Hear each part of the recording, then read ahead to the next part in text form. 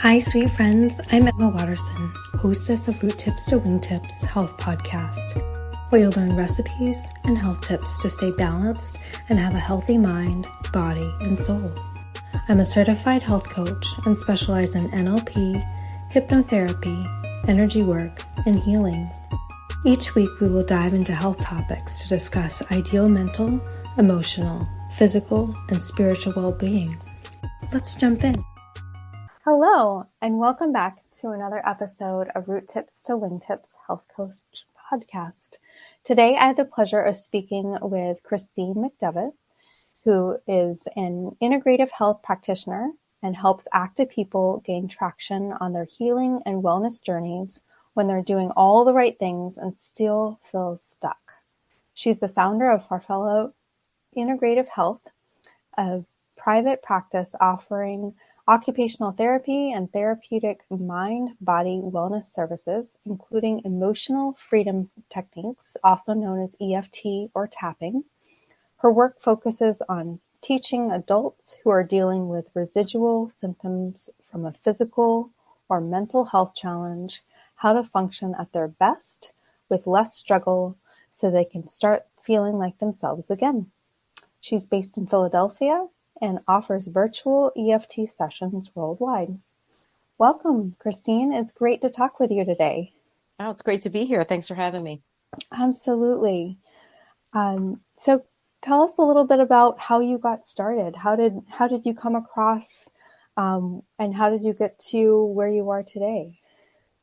Well, I've been an occupational therapist for about 25 years. I fell into that very randomly. I was one of these people who, when I went to college, I really wasn't sure what I was doing, and fell into writing. I was a creative writing major, oddly enough. And, where I went to school down in Baltimore, if you were a writing major, you had to have almost like a co-major. It was called a split major. And I always liked science. So I picked biology. So that was my degree. It was in writing and biology.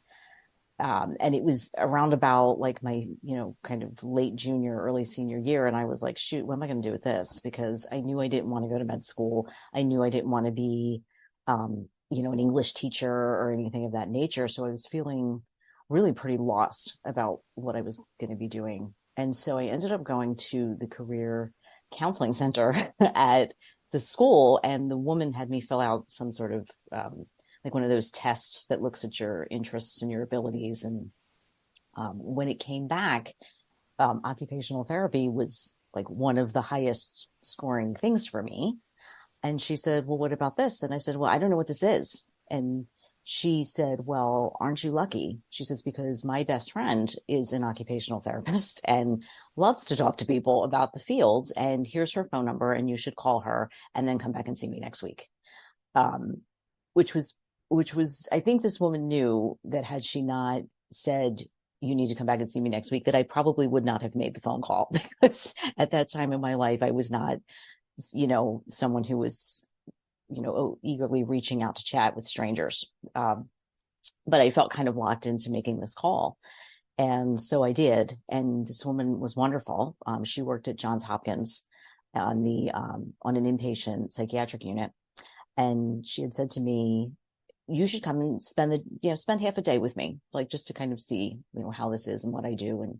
And so I did. And it was, something just really clicked for me. And it was the first time that I was like, oh my God, this is something I think I actually could do it and enjoy it. And, so that's what I did. So I went to grad school for occupational therapy. I started off in inpatient, physical rehab. So I worked at a rehab center in Philadelphia, a lot of spinal cord injury and brain injury, and then kind of just general orthopedic rehab, and was really, fortunate. It was a wonderful place to work. I, spent inpatient there. I worked in their outpatient chronic pain program. And then from there, I moved into home health, where I spent a lot of years doing home health, and really, saw people who were dealing with cancer and heart failure and all kinds of stuff. When you're in the houses, pretty much you get whoever comes down the pike. But what I started to notice when I was in home health was that there was always a kind of like a certain percentage of people who would do everything right. Like they did everything everybody asked them. They did whatever their therapist asked them to do. They did whatever their doctors, like they, followed the routine. And they weren't progressing the way everybody was expecting them to progress and the way they were expecting themselves to progress. It was either just really slow progress or they were hitting a plateau and nobody could really explain what the problem was, because it wasn't like they weren't, it wasn't like they were doing things to sabotage themselves. It just wasn't happening. And I found this to be such an interesting phenomenon. Nobody could really figure out what was going on. And that's when, something started to say to me, something's up here. You see it once, once or twice, that's one thing. But over a period of years, when you see this happening with, a percentage of people repeatedly, that's a pattern. That's something where you have to say, what we're missing something. Something's off. And that's when I really started to look into, other more complementary health, or what's being called now like a more integrative health practices, and that's when I found EFT, when I found emotional freedom techniques. I that was another kind of random thing. I had seen a posting for like a continuing education class, and I didn't even know what it was. And something it was local, like it was something where like I didn't have to travel, like it was close by. It was on a day that I happened to be available. And so I went, and I didn't even know what I was getting myself into. Like, so I showed up, and, this was probably about 15 years ago. And so I was very intrigued by what was going on in the class and like the information that they had. But, when you're in healthcare, the very important piece of the things, the interventions that you do with people has to do with the evidence base. I mean, understandably. You want to see that there's some, proof that it is effective. And at that time, EFT research was really, they did not have very much on it. There really was a handful of small studies. And for me, it wasn't enough for me to justify, because they had offered a certification program at the time. And it wasn't enough for me to justify doing that, because they just didn't feel like they had enough to back up what they were seeing in the clinic. Like, so it was kind of, I wasn't comfortable with it. But what I would do is I would keep my finger on the pulse of what was going on, because I knew that there was more research being done. And so over time, there's, well over 100 studies showing the effectiveness of EFT for different instances and with different populations. So I did end up going back and getting that certification, and that is one of the main things that I use in my business right now. And, and I think the thing that really kind of pushed me to start my own practice was, one, this whole thing of, I feel like we're missing something, and being in traditional healthcare situations where you're very limited by, the insurance model. It's kind of gets tricky with what you can and cannot do, because in some ways the insurance does have influence over, what you can do with people and how long you can see them and things along those lines. So I was getting frustrated with that. And then I started to burn out from just, the massive productivity standards, and it just wasn't feeling like a good fit anymore. And it was really affecting my health. So I started to have a situation where I was having chronic, really leg pain, which is a big problem when you're doing home care in, neighborhoods where everybody lives in a 2 and 3 story house, and there's like, a flight of steps just to get to the front door. So, that was a problem where I was having all this problem, and all of my tests were normal, and I was doing everything I knew how to do to deal with it, and nothing was taking the pain away. And they were all just like, well, good luck. We don't know what's going on here. Hope you find an answer. so that's when I ended up saying, okay, wait, something's going on here. And so I started looking into, again, I started using, using EFT to help with my stuff. I also found acupressure and ended up getting certified in acupressure, and those things really helped me move through it. And then I don't have that chronic pain anymore. So at that point I was like, okay, yeah, there's something going on here, and other people need to know about it. There's too many people who are suffering, really unnecessarily. Their healthcare people are just kind of saying, we really wish there's something we could do for you, but we don't know what to do. And it's just wrong. It's just wrong. And there's something that can be done about that. So that's when I ended up saying, okay, I need to take myself in a different direction here and just kind of get out here and start this practice. Wow, that's really, what an incredible journey for you to start out in occupational therapy, and then and being able to help your clients about that, and then realizing that you're seeing I know you said, especially when you go into homes, that they're doing all the things that they're supposed to be doing. They say, here's your list. I'm doing all the things. Why is it not working? And you came across this with EFT, and were able to incorporate that, and noticing that that's really it's not only helped your clients, but it's also helping you as well. Can you talk a little bit more about EFT and about what tapping involves and how that works? Yeah. So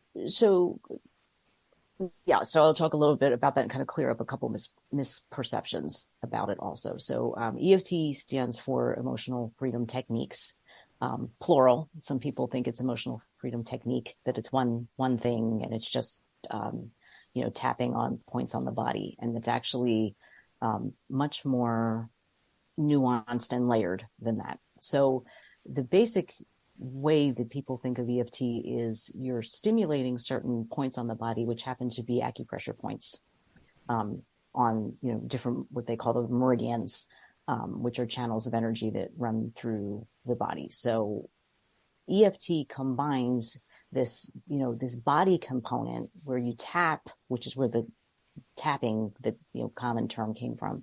You tap on certain points of these points, and that has been shown to help calm the nervous system down. While you're doing that, you're bringing into your awareness something which has an emotional charge for you. So it could be a piece of a memory. It could be a situation that you're upset about and you're feeling flooded with emotion, or stressed out, or anxious, or something along those lines. And we use we've come up with what we call a setup statement. So it's kind of we have a statement of what the problem is, and we counterbalance that with a more of an acceptance statement, or a kind of a reframing statement, so that you're holding the, quote unquote, negative piece of the problem with this counterbalance to help it make it a little more neutral. Right. So you're kind of exposing yourself in your mind to the problem while you're tapping on your body, which is sending a signal to the brain to calm your nervous system down.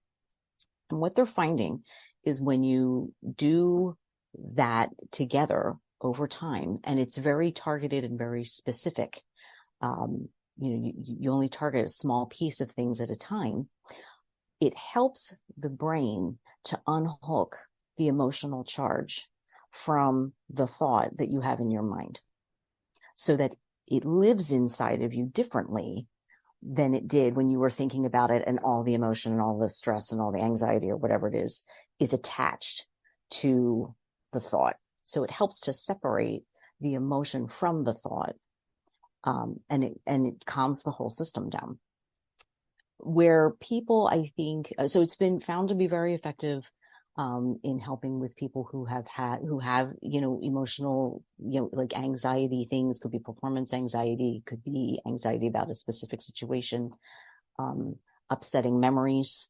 It helps to take the charge off of those memories so that you have the memory And you can, it's not going to erase the memory. Some people have that misperception where it's going to, make the memory disappear. That does not happen. But what it can do is you can have that memory and talk about that memory or bring it up without your system being flooded with the emotions that have been hooked onto it. For whatever reason, especially if it was something that was traumatic. So that's another way that it's good. It's also very good at helping when you have patterns that you have really tried repeatedly to break and have not been successful despite your best efforts. Because usually there's something going on behind the scenes there that are tied to things that happened in the past that you may not even be aware of. So it's a good way to help bring to the surface, what's going on that's affecting the behaviors that it's showing up as, that are, things that you don't want to be going on in your life. So, in terms of where it gets in, so it's very effective. Now, there will be people who say, oh, I tried tapping. I tapped on the tapping app. I tapped on the videos or whatever, and it didn't work for me. And generally what you need to understand about the app and the videos, they have their place. So if you are needing to calm down in the moment, right? Say something's going on and you just want to calm down and that's all that's your goal at the moment. Those things work quite well. Like for that, just kind of taking you down a couple notches so that you don't feel so overwhelmed with whatever the, emotional intensity is you're going through at the time. Totally fine. Some people mistakenly show up to an app or do videos with really, like PTSD is an example, right? Because tapping has been shown, or clinical EFT has been shown to help people who have PTSD. So people think they're going to show up to the video and tap on something that is mass produced, for thousands of people to see, and that their PTSD is going to disappear in a couple sessions. And that is not going to happen. Because what the research has shown pretty clearly is that EFT works best when it is very specific to you, to your memories, to your thoughts, to what has happened in your unique life circumstances. And that can't be done with a video or with an app. Like it just can't be. So that's kind of one of the big things that people need to understand, is that if you're dealing with something that is more complex, so if it's something other than I just need to calm down, like I just need something to help me calm down, you're going to want to work with a practitioner because the what's out there in terms of mass-produced products are only going to get you to a certain level. And then anything underneath of that you're going to need some help. You just, I kind of liken it, when you fly a kite, you need something to hold the kite string so that, the kite can go and do what it needs to do. And then somebody needs to reel the kite back in so that it does, it's got to be tethered to something for you to be able to do the work you need to do to get the results that you want. Very cool. So I love what you said, going back to emotional freedom techniques. I'm glad you cleared that up, because a lot of people do. I mean, even I had that misconception that there's like one technique, and that's really amazing that there are several techniques. And what's really cool is that you're through those techniques, like you said, you're not going to erase the memory, though you are going to sever the emotional tie, that trigger, and separate it, so that if that instance or emotion comes up again, then you're not emotionally tied to it. You're not going to have the same reaction that you did in the past. And that allows that true healing. And I've noticed a lot with Eastern medicine, they do focus on that energy, that chi, the energy flow. And I think that's such a cool way that we have been bridging Eastern and Western practices, is really focusing on where are these energy blockages and where are they preventing us from healing fully. And the body is perfectly capable, and most of the time, to heal itself, though there are a lot that because of certain things, there can be a lot of blockages. So like if there are energy blockages, or if someone is not able to sleep because they're thinking about things, or they had a traumatic event, and there are these energy blockages that come up, then this sounds like a really amazing these techniques can really help a lot of people, like you said, get through and get over the plateau of like, I'm doing all the right things. And Yeah. I love what you also said too about that. Yes, there are tons of apps out there, and you can get all the books and you can get all the apps that you want. And that can only help you so far. And I loved your kite analogy too, is that that it needs to be tethered to something too. And that you need someone to, yes, you can go out and do it. And at the same time, you do need someone to kind of coach and guide you along. And sometimes it does take, I love the phrase, you can't always read the label from inside the jar. Mm-hmm. And I love that phrase because sometimes it takes someone else to be able to see a clear picture of what's going on with inside you. And a lot of the time as a coach, I found that I just need to know the questions to ask. I don't need to know the answer. The answers are within inside my clients. They already know the answer. They just may not know how to get to that answer. And Yeah. so asking those questions or giving them techniques like this to be able to, and to guide them through to get to that answer, to remove those blockages, to get the energy flowing again, really helps with the healing process overall. Yeah. And you know, a couple other things I want to mention along those lines is you brought up a couple things. One is that also the EFT, there's different versions of EFT. Okay. So that's the other piece. So when I talk about what the research backs up, that version is known as clinical EFT. So clinical EFT is the only version that's what's being studied in the research studies. So that's the version where there's, you know, the over 100 plus clinical studies, you know, that are showing effectiveness. You may see other types of things out there in YouTube land and, you know, out in the world. And you really want to check, because if they may not be following the same types of protocols, and then, you know, the research does not necessarily apply to that. So just that's one thing I wanted to keep in mind. The other thing had to do with when you were about the memories, people that have the upsetting memories and kind of detaching the emotion from the memory itself. One other thing that I think people don't appreciate as much for themselves, and this is where it gets tricky. This is where we start to say, if you're not sure if you should be working on something using EFT by yourself, like about getting a practitioner involved. There's something that we refer to as the window of tolerance.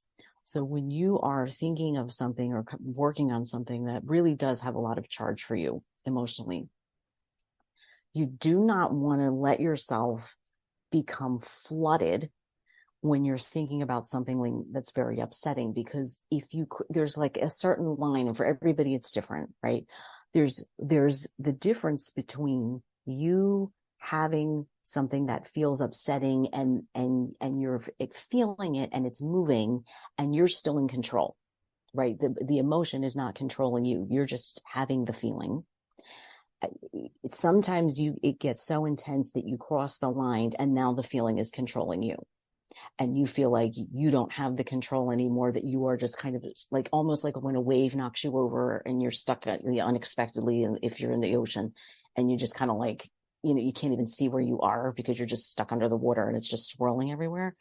That's not a helpful place to be if you're trying to detach emotion from thought or memory, because the brain, when something is highly emotionally charged and you cross the line, it reinforces the pathway. And that's a safety mechanism. So the neural connections will, instead of unhooking from each other will actually kind of grab back on, and you run the risk of re-traumatizing yourself. So some folks don't have a hard time knowing where that line is for themselves, because you don't want to go into that flood zone, because it's kind of working against what you're trying to do. So sometimes, like I said, that's where, if you have really upsetting things or traumatic things, you don't want to be doing those on your own. It is never recommended that you do anything of that nature by yourself. And also, the other thing along those lines is, it's important to know that EFT it's not psychotherapy. There are therapists that use it, but some people, it's not talk therapy. There are techniques in the realm of clinical EFT where the person that I'm working with doesn't say anything, and I'm able to still guide them through so that they're getting what they need to kind of have that, kind of detach the emotion from whatever it is that they're on. There's still ways to do that without you having to sit there and tell me like all the details and all your life story. Like I'm not a psychotherapist. That's not in my scope anyway. Counseling certainly is valuable and has its place. And there are some things for which it's either not enough, because I had plenty of people, like, here we go, like when I was back in home care, who had, even though they were having, like, I was seeing them for physical things at the time, there was, say, an element of depression or an element of, anger or resentment, or, that was, affecting what was going on with them in terms of their healing and their recovery. And a lot of them were in counseling and were still struggling. So that's something to consider too. I mean, psychotherapy has its place, and sometimes it's not enough. And so this is another piece. Like, clinical EFT is really nice in that way, because it is not talk therapy, and it still can be a really effective way for people to kind of move on from something that's holding them back. And what a nice thing to have access to, as well as this another tool in the toolbox. And that's what I like to provide for my clients is I'm able to give them a toolbox of healing techniques. And and if you think of the grocery store analogy, when you go into a grocery store, you usually have a list of things that you want to get. You're not going in, you're not buying the entire grocery store. Same with a toolbox too. You're not going to use every tool in your toolbox for everything, though knowing that you have those things in your toolbox, or knowing that you have access to a grocery store where you can pick and choose and figure out what works best for you. Yep. I think this is such a great opportunity, and again, another tool in our toolbox that we can use in addition to what we've already tried before. Yeah. And it sounds like go ahead. Oh, yeah, I was going to say, yeah. And it's, EFT, you can be taught to do it, like, in the way, like, there's ways that you can do a lot on your own if you're taught to do it properly. And then there's a certain category of situations where you would never, even if you knew what you were doing, you just wouldn't do it on your own. You just wouldn't, for safety reasons. Right. Absolutely. I know you talked about like re-putting yourself into a traumatic situation or going into shock. And that's definitely something you want to have supervised. And you always want to, it's a buddy system, in a sense too. I mean, you're not going to go scuba diving by yourself or swimming by yourself. You want to have that buddy system, and someone to kind of guide you through the experience, and because they've already been through it, and they can also help. If they see you starting to go into shock or going back into that trauma, then they can help pull you out very quickly and help rescue you in a sense. And I'm so glad that you mentioned that too. It's with essentially all of these tools and techniques, I think it is really important to have a coach or a guide or someone to help you through, because not only have they experienced it for themselves, they also know that when they went through it, they also had someone to guide them through. And having a coach who knows what you want and what your outcomes, where they want to go, again, they can help guide them through and help them avoid the potholes, help them avoid the mines, help them avoid going into trauma or shock. Right. Well, it's not so much shock. I hesitate to say shock, because shock has a very different thing. But some people will dissociate, like, and they'll just get themselves into a place that that it's hard to get out of alone. So we want to avoid that always. Shock's a medical term, so no, nobody's going into shock, but we're not doing that. So I'm glad you distinguished that too. I'm thinking of shock in terms of like, it definitely is more of a medical term. But some people will dissociate. That's fair. Yes, if they kind of get too deep into a memory that is extremely traumatic for them or whatever, and they, and there's not someone to pull them, then it can just get where they're, where it just is not a good place to be. But it's different from shock. Yeah, absolutely. Well, again, I'm glad that you distinguished that. Yeah. So how can our listeners connect with you? They can, I do offer free consultations for people who have questions or, are wondering if EFT might be for them. So I have, my website is Farfalla Integrative Health.com. And so there is a link on that website to schedule time. It's a short conversation. If you feel like you have questions, it's about 20 minutes. So they can certainly set up time there. Wonderful. Well, I will definitely post that link below of our podcast today. And is there anything else that you'd like to share with us today, or anything that you found that you're most excited about? I'm excited. So the pandemic was an interesting time. And so I stepped away from OT during that time. And I am looking to bring that actually back into my service line now, like for what I can offer people on more of a telehealth or outpatient basis. And I'm very much looking forward to that because I think I have a different perspective now, and I will be able to better kind of weave in some of these practices that, I've been using individually. So it's going to be more of a, I'll have the OT piece, which I'll be able to use some integrative work with that. And then, the acupressure and the EFT will still be separate services. For occupational therapy, I'm licensed in Pennsylvania and New Jersey, so I can only offer that to residents of those states. But the EFT, anybody, I can help with that. Wow, and that's really great. I'm so glad to hear that you're able to offer this, and I think that's one of the better things that came out of the pandemic experience was that the technology advances that we have to allow us to connect with a broader audience by doing a lot of our stuff online now that we couldn't before. Yeah, it's pretty amazing. It's pretty amazing, actually. And it meets a need. I mean, it truly does. I mean, even for people who are, I'm very fortunate. And I think you probably are too, where you live, where, there's a lot of resources in the Philadelphia area, for physical health issues, mental health issues. Like I'm just really in a good place. And I know many of the bigger cities are in a big, in that sort of same situation. There's teaching hospitals around and things like that, good care.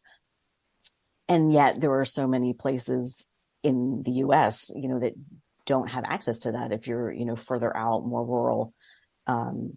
So the fact that the telehealth technology is around and isn't going to go anywhere, I think that is a real blessing for people who, have to drive hours and hours and hours to get somewhere, and it's just not realistic. So they just don't get the care that they need. I just think it's a good thing that came out of this. And that's really I'm so glad that you said that too, that there is more access and more of an awareness. There still can be some kind of stigma around mental health. And at the same time, I think there's more of an awareness that we do need to address mental health. And again, I think this is such a great way to connect the emotional, physical, mental, and spiritual sides of your body. And a lot of times those aspects of us are looked at as a vacuum, like, oh, I hurt my knee. Well, okay, just because you hurt your knee, that is a physical thing, yes. And there may be other emotional, mental, and spiritual things that are connected to that injury. And oh, definitely. And that's something that, especially with chronic pain, like I've seen that consistently, and even myself, if you're dealing with chronic pain, there's, I would venture to say almost always some sort of emotional factor feeding into that. Not that you may not have a physical cause for the pain, but if you're doing everything right and they can't explain why you're still hurting, then yeah, there's emotional stuff feeding that. Well, thank you so much. I'm so glad that we had the opportunity to meet with you today. Thank you so much. Thank you. It was a pleasure. Thank you for listening to this week's episode and sharing this space and time with me. I hope you got some great new insights, and if you did, please leave a review, add a comment, question, and/or suggestion, and share with a friend.